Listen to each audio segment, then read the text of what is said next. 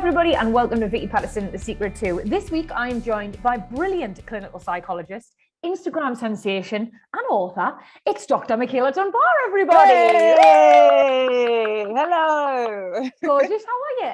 I am very well, thank you. Very well. Oh, well, thank you so much for agreeing to come on. I know you're a very busy woman. I am of late. How are you keeping all your balls in the air, so to speak? Well, I've recently hired some new people. I have a team, a whole team. This is so weird. Girl, she's got a team. I've got a team. Can you imagine? Literally just in the last month though, because between trying to still be a psychologist, but also run the Instagram page, the book that is just launched in April, trying to promote that. And also I've started a membership as well. It's been very, very full on. I've never worked this hard in my entire life. And at the moment, I'm being a bit of a jack of all trades, master of none. So I thought, let me get some people that are experts in their field. Do you want to know though? I literally just was on TikTok yesterday, and honestly, so vapid, font of all my knowledge. But that full quote is "Jack of all trades, master of none." Right. But better that than master of one. Well, okay, that is a complete. Why do people leave that part out? It's so pivotal to its entire meaning. It changes the whole thing. Yeah, I know. And I always say it. I'm like, fucking jack of all trades, master of none, mate. Yeah, same. Like to bring myself down a little bit. But actually, if we said the full thing, would be giving ourselves the credit that we so deserve for really getting out there trying. That should have gone in the book. Even the fact that people pick out that part and leave off the other part. Very telling. There's something in that. There it is. Yeah. It is. So exactly. So you are clearly branching out, doing loads of different things, and you need to give yourself a bit of credit for that, mate, because it's impressive. Thank you very much. Thank you. I do appreciate that. Yeah, welcome. I honestly, literally, have just had a bit of a social media morning myself, like getting across all my TikToks and that, because I'm trying to be a TikToker as well. Yeah. Oh, go for it. And I just think social media in itself is a job. Of course, this is why influencer is a thing. I didn't realize this though. I'm like, I never had a personal Instagram. So I just got the business page just to put out the information that I thought needed to be out there. But my, this algorithm, you do all this work and nobody sees it. Then you're like, that's it, I'm going to sack it off completely. And then you're like, you get like some I love and hate. I think everybody says that though, isn't it? They love and hate social media. It's working for me at the moment though. Like I don't think I'd be on this show if I didn't start this page. So well, honestly, it definitely caught our attention. So for anyone who doesn't follow Michaela on Instagram, it's at My Easy Therapy. And what you do on there is basically just that, right? Yeah, literally. I want to make the things that I talk about in my therapy room easily accessible. There's a lot of jargon, but really and truly, psychology is kind of, when you get to the nitty gritty of it, it's kind of just common sense, basic stuff. We're all kind of the same when we think about it. And I think sometimes the language that's used and the price that comes with having a therapist keeps a lot of people out of therapy. And it just waiting lists are crazy.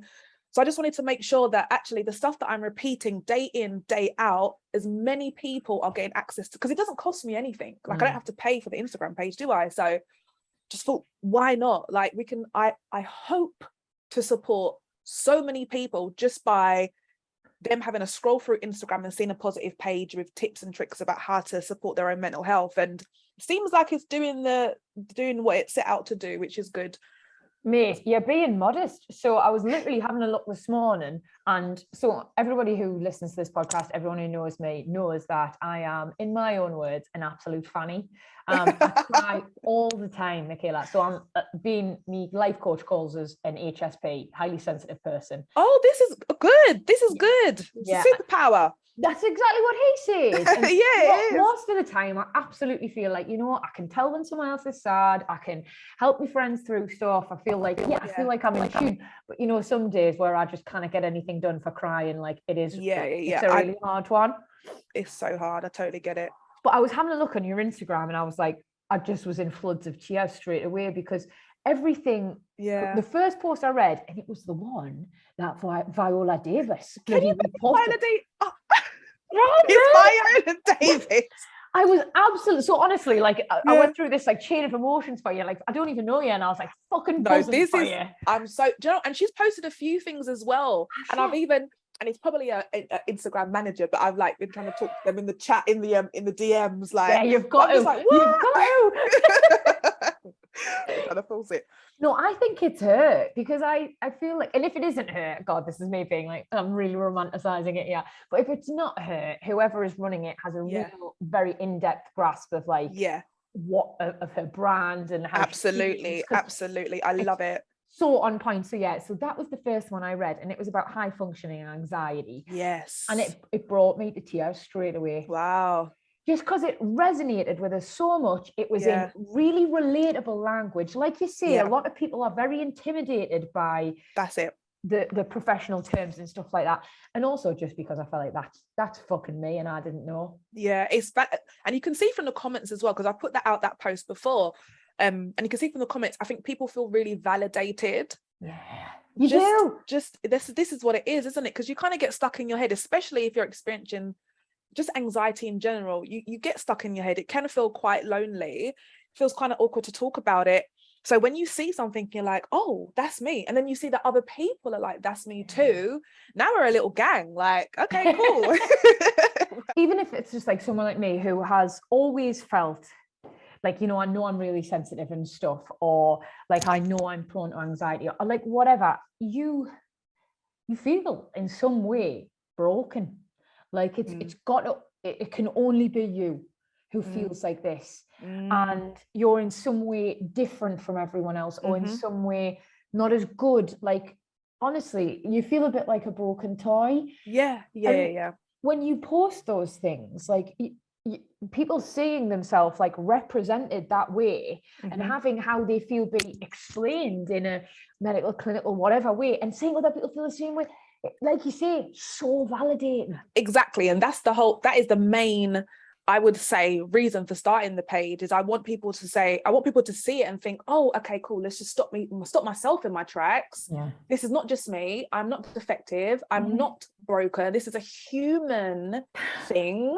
And actually, most importantly, there is a way out of this. Like, we don't have to feel like this every day. The first thing is just seeing and acknowledging that there is something, and then thinking about how we can, you know, rectify it. Sometimes people just automatically assume you have to go to pay loads of money for a therapist, or people might even be, as you said, intimidated by therapy or just the stigma around it. But I want to make it, that's why the posts are so bright and colorful. It is a very aesthetically pleasing page. I tried to keep it as chilled out, as chill as possible, just so I'm not making it a big deal and not making it intimidating. And I want people to say, oh yeah, that's me too, and keep it quite light. So then hopefully they might get an idea that actually not all therapy is scary. Not all therapy is going to make you, you know, I feel like people feel like they might go to therapy and they're going to crumble and never get put back together again, or be really worried about talking about deep, dark things.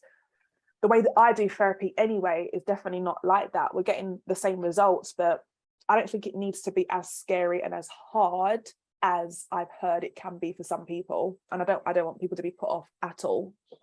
But I think your page definitely is breaking down that sort of stigma that therapy is scary, it's stuffy, it's some like old Fraser Crane type fella. Exactly. You are definitely doing that. And of course, now you've got your book, you've got this. And right, so for anyone who hasn't got the book, tell her a little bit about that. So You've Got This is my labor of love.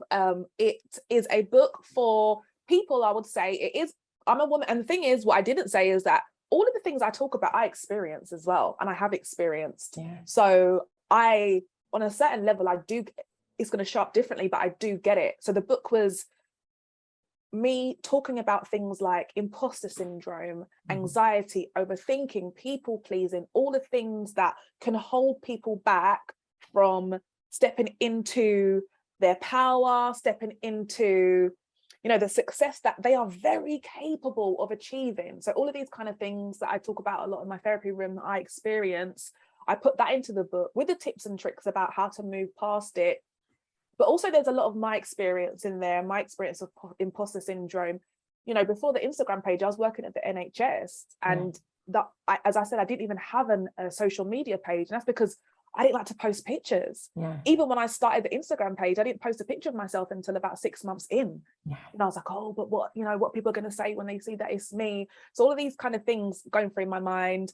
It didn't stop me though. And it didn't stop the page from growing, and it didn't stop all the lovely things that have happened since I started the page. But it's because I did the stuff that's in the book, the stuff that I'm always talking to my clients about. And this is just, the book is just another way to get that little bit more in-depth information about the stuff that's already on my page. So if you're somebody that struggles with anxiety, you are ambitious, you want to do well in your life, but the inner critic, is very, very loud, and you're going to have to get rid of it, this book is for you. So I feel like your book builds on everything you're already putting out there on Absolutely. your Instagram, obviously. And of course, it is designed to make women understand their power, really get everything they deserve out of life. Absolutely. Like, I was proper shocked, mate. So I put on Instagram, like, we've got brilliant clinical psychologist, Dr. Michaela coming on. I wanted to know, like, obviously I would have loved to have just used this hour as a one-on-one therapy session. Very selfish little bug.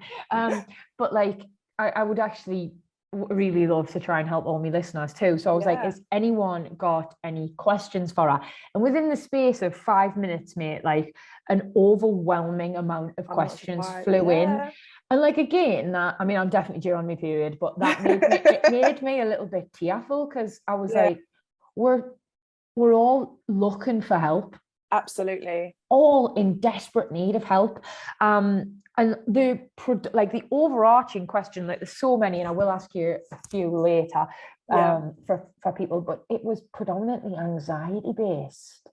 Why do you think, like, as a nation, as a society, we are struggling so much with anxiety?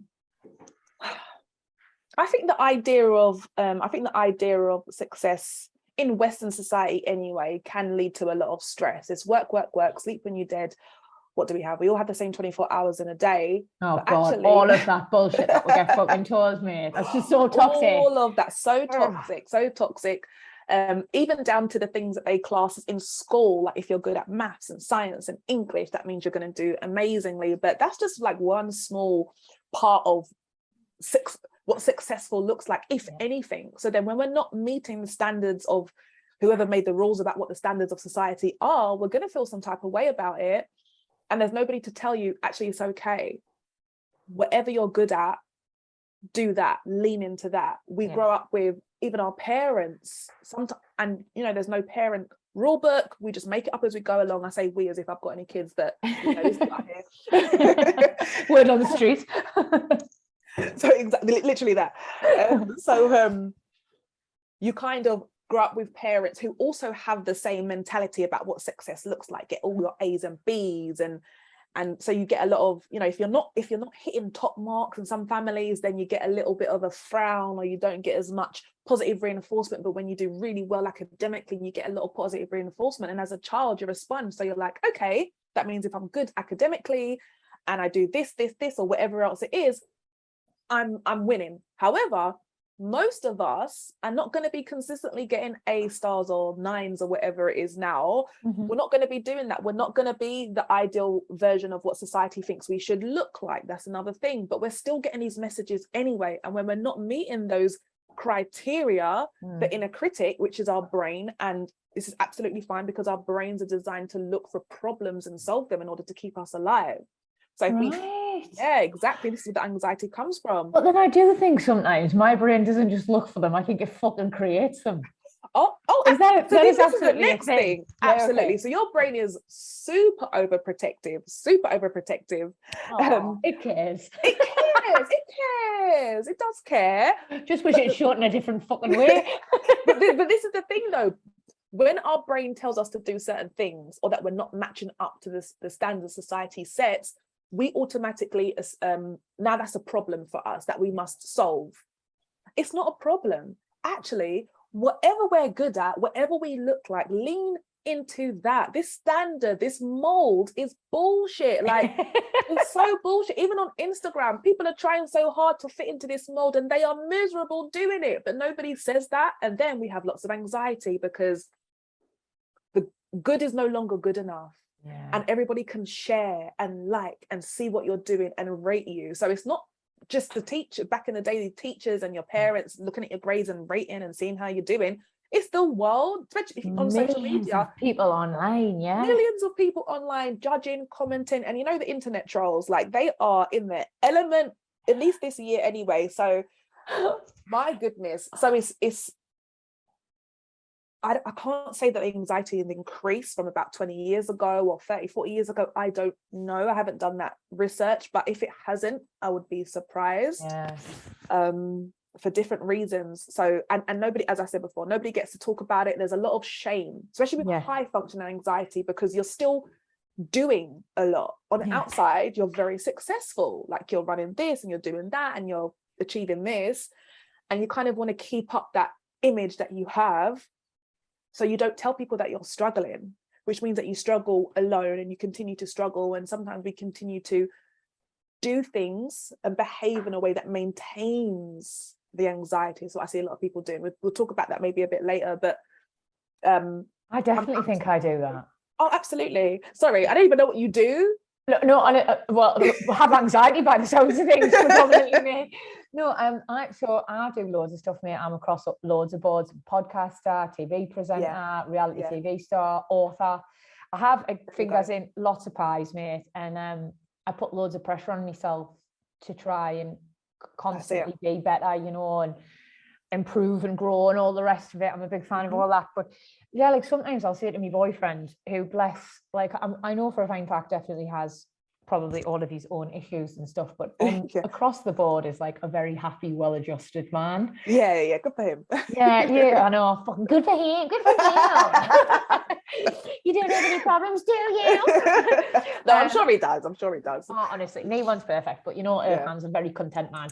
Anyway, like some days I'll ring him and I'll be like, I can't leave the house. Like I can't walk the dog. Like I physically can't walk out. Or if I see someone, or someone wants to talk, or someone says this, or someone recognizes, or what if Milo goes for another? Like honestly, it gets to the point where I am so terrified to walk out the door, and Erkan's like that. What are you talking about? If you don't want to walk the dog, that you just tell us. And I'm like, I'm not just trying to shirk my responsibilities. Like I wouldn't be like, oh, I can't empty the dishwasher, I've got anxiety.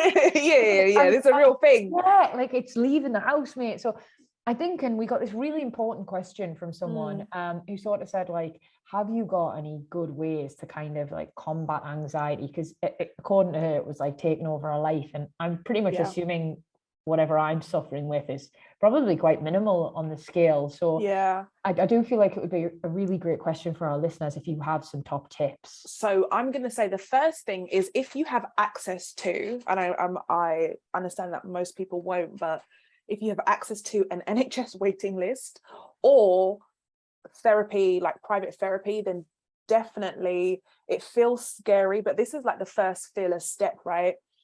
Being prepared to talk about your business. We don't like to talk about our business, our emotions and all of this kind of stuff, but actually if you've got anxiety to the point where it's debilitating, so it's impacting your day-to-day life, then we need to do something about it, because that's not standard. What standard is anxiety. Feeling anxiety, of course, is standard, because without anxiety we would all be dead. You know, it keeps us alive. It's part of our fight. It's the truth. It keeps us alive. It's part of our fight or flight system. It alerts us to danger. It alerts us to threat. However, sometimes our threat response can be a bit too high or way too high, and it's going off and going off and going off at things like getting a text from somebody, or not getting a text from somebody, or having to walk the dog, things like that. And it's difficult to unpack it ourselves and to figure out the cycle that we're in. So the biggest thing I would be to say to reach out to somebody, your doctor, somebody you trust, a therapist on www.psychologytoday.com. That's where I usually send people to, and try and get some professional support. If that's not something that you can do, that's absolutely fine. I would say that there's 3 things that you should probably pay attention to: thoughts, emotions, behavior. And this comes from like the CBT model, cognitive behavioral therapy. And it's widely used within the NHS to support people who struggle with anxiety, but it links together how we think and how we feel and how we act, and kind of pieces out the things that we're doing that could keep that negative cycle alive. So let's say that the dog. I'm going to completely make this up right now, but it could be, so the thought might be, I have to go out and walk the dog. I'm going to see somebody I know and they're going to say something to me I'm not going to be able to answer, or I don't have the energy, or I'm going to embarrass myself and say the wrong thing. I always worry I'm going to say the wrong thing. Yeah. That's it. That's a really common one. I'm going to say the wrong thing. Now, if we're focusing and giving our attention to those thoughts, naturally we're going to feel anxious. Yeah. So now we've got the thoughts going, which are stories, by the way. We've got these stories going and we've got these anxious feelings. So then the behavior naturally is going to be to avoid. Right. Okay. To not do it. Right. Okay. So to back out of it because it feels bad and our mind's telling us we should.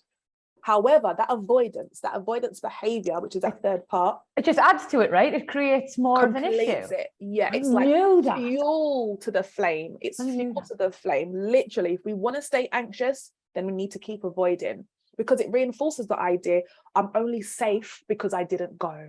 Yeah. And it reinforces the idea that, yeah, there could be a time where I say something wrong and it's going to be catastrophic. Mm-hmm. So if we want to break that cycle, you have two exit points, your thoughts and your behavior.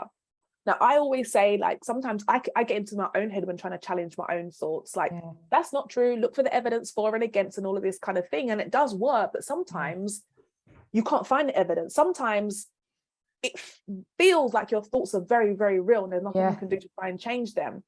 But that doesn't matter. What I always say is your compass point are your values. What's important to you? How do you want to show up? When you've got those clear, so maybe you say, I want to be, and it doesn't mean what you think you can achieve, it's just what you want to achieve. If you're not really achieving it, you might say, I want to present as a confident, disciplined, committed, whatever it is, consistent person. And you just make sure that the behavior, regardless of what your thoughts are telling you, regardless of how you feel inside, because emotions, they are very, very powerful. They need to be, because if they weren't, you wouldn't pay attention to them. And sometimes you need them because they keep you safe. But regardless of what you're thinking, regardless of how you feel, is the behavior in line with that compass point, that anchor, those values of how you want to show up. So literally trying to put one foot in front of the other. So for you, going out to walk the dog might have been too far, but then you break it down. You say, okay, cool. Let me just walk to the post box at least. I'm not going to let this story win today. I don't want to let this story win. So I want to take control of my narrative. I want to take control of my narrative. I want to create a narrative that I want to, and be the version of myself that I aspire to be regardless. And so it's the behavior, I would say, one step at a time, push yourself a little bit, even if your thoughts are telling you not to do it. I might be oversimplifying it, and please correct us if I'm wrong, because the last thing I'd want to do is give out anything that was like... No, go for it. But it feels like almost you've got to fake it a little bit till you make it. Like, like to force your body to do some of the things that your mind's and let your mind catch up, you know. And honestly, mate, and I know some people must be listening to this thinking she's fucking scared to walk that dog. You're mental. But I'm sure less people are than you think, to be honest. Yeah, God, I hope so. Well, actually, I don't know, because I don't want people to feel the same way as me, but you would like to understand. It's a conflicting one. But yeah, I feel like, well, when I actually get out there and I'm walking them and it's lovely and I see how happy it is and I'm in the fresh air, I'm like, don't know why I worked myself up so much. It's always the case. We overestimate the threat and we underestimate our ability to cope with it, whatever it is, but we don't get to see until we do it. And we doubt ourselves, right? We absolutely doubt ourselves. Is that a female thing or is that across the board? No. That's across the board. I think maybe females are more comfortable to talk about it because we've been given the permission to talk about it. To have a weakness. Exactly, but more than men have. But I would say it's the same across the board, definitely. Okay. Honestly, Dr. Michaela, I found talking to you in part one so interesting, and I did promise myself I wasn't going to turn this into a therapy session, but I think I sneaked into it a little bit. So you go, girl. Why not? More about you in part two, if that's okay. Oh, that's absolutely fine.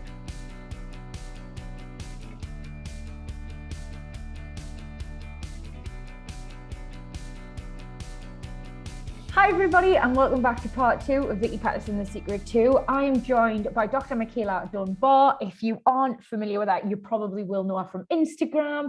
It's at My Easy Therapy, and she does exactly what she says on the tin on Instagram, don't you? I absolutely do. Mate, you started in the NHS, is that right? I did, yeah. How was that? Many years ago. So I trained in the NHS. And then I started working. When was my first job in the NHS after qualifying? In a CAMS team, child and adolescent mental health service, many years ago. Yeah, that is like sink or swim. I was just going to say, it sounds like a bit of a baptism of fire. Absolutely. Coming straight off of training to like lots of kids that are self-harming, suicidal, eating disorders, high levels of anxiety, not getting into school. It was a lot, but I absolutely loved it.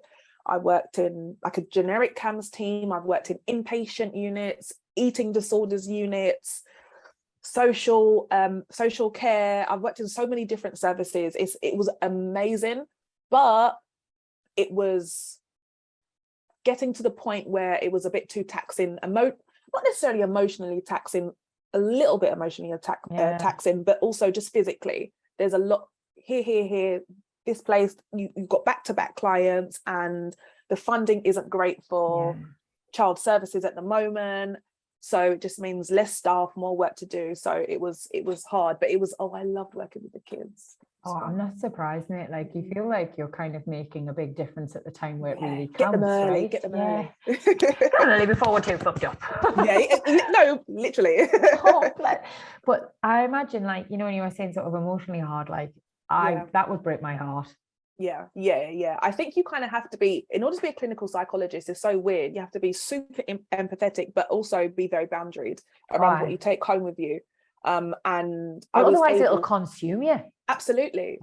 I couldn't do the job. I'm a highly sensitive person. I consider myself a highly sensitive person. So I had to really work on like having a clear wind down routine when I get home, just so I know work is done now. So now, since I've left the NHS, I'll, you know, do work in the evening and all this kind of stuff, and it doesn't, you know, it's just admin or whatever. I couldn't do that whilst I was working in the NHS. Like, no, I need to have that clear cut off point. But it was lovely being able to you know, influence young people who have no idea what's going on for them, hormones all over the place, parents that are trying their very best but not necessarily supporting the young people in the way that the young people need. So I did lots of family work. It was really, really good. And to be able to see the change in them and think, okay, I've been able to speak with a child for, you know, 6 months and they're 8 or 9 years old. This is going to help them moving forward, like, no doubt. So that was probably some of my best work that I did. I think most enjoyable. Very rewarding. Very, very rewarding, yeah. But just too busy. Just a lot, yeah. You mentioned there that, like, when you used to sort of have that really emotionally draining and taxing job, you would come home and have certain things put in place to allow you to switch off. I'm sure there's plenty of people listening who struggle with a home work-life balance and could do with knowing what your little tricks were to switch off. So I used to always make sure, this is so random, but I used to always make sure, like, I had a friend date. Like, and don't ask me where I got the energy from, really, but I used to, if I would come home and I didn't have anything to do, then obviously your mind gets a bit stuck into all the events of your day. Exactly. But if I had plans, then automatically that would yank me out of work mode. So, and the plans could be going to a friend's house, going out to eat, or having a friend come over. Sometimes I'd come home and I'll just blast some like hip hop music and just dance rapping in my house, like just a real completely different shift. I'm not gonna lie and say I came home and did like 20 minutes of mindfulness. Absolutely not. I did not do that. Nice little shavasana yoga session or something. No. Well, I do a lot of that now. At that time I was a bit like yoga. I do a lot of that now, but it was really just doing things that I like to do. I like to hang out with my mates. I like to eat good food, and I like to dance and have a good time. So even on a weekday, I would be trying to just have something planned so I could switch off. And if not, it would just be, you know, going home and just dancing or cooking a meal for myself. I love HelloFresh. Like, is HelloFresh cooking? I don't know. No, I'm also a big fan in this house. Love it. I think there's something calming and methodical about following a recipe. It's like cooking by numbers. Like, I love it. why not? You don't have to go around the shops traipsing around looking for ingredients. Like, I don't have time for that are gonna stay in your fucking cupboard for like years on and you're never gonna use again. And never gonna use, or you chuck them out before you get to use it because it's gone off already. So yeah, but whatever, I think make an intention to have a routine, whatever that looks like for you. It has to be enough that it's going to absorb your attention. Yeah. And enough that it makes you feel good, whatever that is. And you do that consistently, and it's like automatically your brain will kind of associate like this time of the day, 6-7 o'clock, whatever it is, for home time or fun time or whatever it is. You just have to be consistent with it. Okay, I think that's really helpful. Like my job is in no way as sort of demanding and emotionally taxing as that job, but I'll quite easily work till 12 o'clock at night. Yeah, exactly. You know, because I just think, oh, I've got my phone, I've got my laptop, I'm watching TV, I'll do it. But I'm losing out on quality time with my partner and just a bit of balance really. So no, I'm definitely going to have a cut-off pint. I'm going to probably whack on some little mix. And why not? Enjoy yourself. Because you don't want to get addicted. You don't want to get addicted to, we can get addicted to stress, right? That doesn't surprise us. I definitely probably was for a while. You sort of almost get off on the fact that you're busy and you wear it like a badge of honor. Like, I worked till 9 o'clock last night. Like, what a dickhead? Who's the mug here? Exactly. Your body's not going to thank you. So you obviously made from what I've heard, I think it must have been probably quite a difficult decision to move to one-on-one therapy sessions, because it sounds like you really loved your job, but it was just dead hard. Yeah, so I was doing one-to-one therapy in the NHS. To leave the NHS, and group work actually, but to leave the NHS was super, super hard. Remember, they paid for my training. So when you're a clinical psychologist, you get your training paid for, and they don't necessarily say you have to work for the NHS after you finish training. But you feel a bit beholden, no? Yeah, of course. You do. Like, you feel like, oh, couldn't possibly leave the NHS. So it's definitely that's how they get you. That's how they get you. That's how they get you. Still, I've still got, I wouldn't encourage anyone to leave, but I'm also like, that you can work less. Like, but let me not say that. Sorry, old managers, I love the job, it was amazing.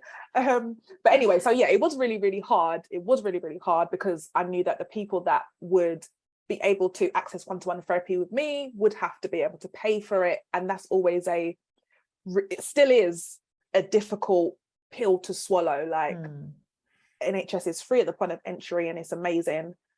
Private therapy isn't, and you kind of, people are shut out that can't pay.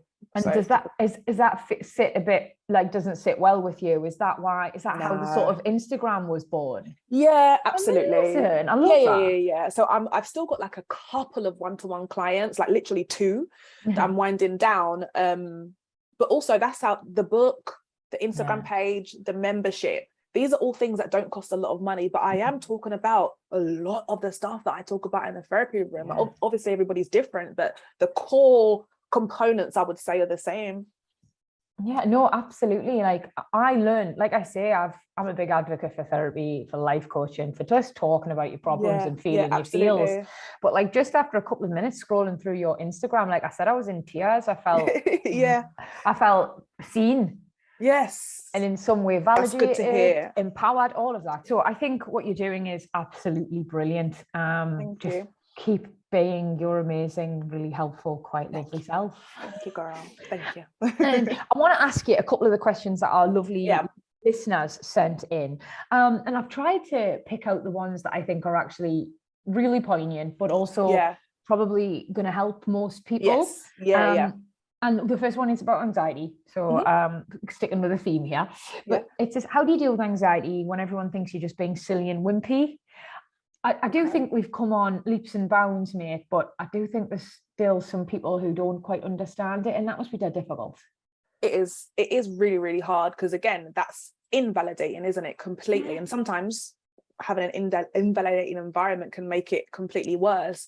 But unfortunately, the onus is on the person that has the anxiety to be able to be very clear about how they're feeling. Again, this depends on who the person is that you're talking to as well. You have to trust them. Yeah. Be very, very clear and have that courage to say, this is how I'm feeling and this is fact. This is it. Like, you cannot argue with somebody's emotion. How do they know? This is how I feel. How can you tell me I don't feel like this? And you don't want to get into beef about it. Do you know what I mean? But you just want to be listen. I'm anxious. No. but you just want to be, don't back down. If this is how you're feeling, and say it, and let the person, because we don't get taught this in school, so a lot of us don't have the language. And even just feeling confident to explain it and sit with that anxiety as you're explaining it, because it will be there, but anxiety is just emotion, it's not going to kill you, but that helps you to develop that language, and that helps you to feel like, okay, how I'm feeling is a normal thing, and it's not my problem that other people feel uncomfortable talking about emotions. That's their thing. So yeah, as I said, don't stop, still explain how you're feeling. The worst thing you could do is pretend that you're fine when you're not actually. Just to make someone else feel comfortable. Just to make someone else feel comfortable. No, everyone needs to be uncomfortable here. Yeah. If I'm uncomfortable, everyone's going to be. Exactly, that's it. No, it's so true. You don't get told how to articulate your feelings or express yourself like in school. Even really, like, I'm from a proper normal working class background up north. Same. Like, when I first told my mum I was getting therapy, she talked at me for an hour straight, right? Didn't let us get a word in about, why do you need to go to therapy? Just fucking talk to me. And I was like, I haven't been able to get a word in for an hour, mum. Yeah, this is why. You just anger articulated at us for an hour. So I've gotten out off my chest, but you seem great. But it's good that you did that, though. It's good that you were able to go to therapy, because some people might get shut down. They might feel invalidated, and then once again the cycle continues. Oh, it's true, there's nothing wrong with me, everything in my life is great, like there's people that need therapy more than me, let me not bother with it, all of this kind of stuff. And I'm saying, no, X that. If your mind is considered therapy, go. Go to therapy. That's it, isn't it? That's the thing. If it's crossed your mind, explore it. Exactly. Explore it. Exactly. That's a very good answer. The next one, like, I know your book and loads of the work you do focuses on really ambitious, very driven, successful women and the things that sort of they deal with in everyday life. And where I'm at in my life, this is not a question from me, I swear, this is from a listener, but I'm sort of about to freeze me eggs. Just because I haven't been with my fella that long. I absolutely love him. He's a bit younger than me. I don't want my timeline to sort of affect ours. I'm really excited about my job. I don't necessarily feel ready for that big change. But I do worry that I'll never feel ready for that big change. And this person has asked, how do you get to grips with fear of having children, as it's such a huge change? And I kind of think it's a really good one. This is the thing, we shouldn't live our lives ruled by fear. That's not what we're here for, right? And I always say, when people are struggling to make the decision with anything, if fear was off the table, what would you do? Fear is an emotion, and a fear is an emotion that comes from maybe past experiences that you're not even conscious of, and stories about what might and what could, but the weather might change tomorrow. Like, we can't really plan our lives based off of things that we have no control over. So ask yourself, if fear was not an issue, if that was taken off the table, if I had no fear, what would I do? And that can go either way. Some people are having children just because they're scared of not having children because of society. But again, if fear of judgment, of whatever it is, was off the table, what would you do? And if the answer is, I bet a lot of people would make really different decisions. Really different the decisions that they should be making, really and truly, because fear-based decisions are not, sometimes they're necessary, I guess, but I always say, like, even this is how I live my life. I get anxious about most things, but it's like, if anxiety was off the table, what would I do? And that is such a good question to ask yourself, isn't it? That's it. Put one foot in front of the other and then make it happen. Usually it's, I would go for it, or sometimes it's actually, I don't even care about this, but whatever that is, the emotion will cloud it, what you really, really want. So if that was taken off the table, what would you do? So I don't know what the fears are about having children, and everyone's situation is different, but all I know is that I personally cannot live my life based on fear, based on my emotions. I used to do that. It led me to very interesting and treacherous places, so I'm not doing that anymore. I feel like I've got so many questions. And I read somewhere, and I don't know if you're going to tell me if this is true or not, that we're only born with two fears, and that is fear of loud noises and fear of falling.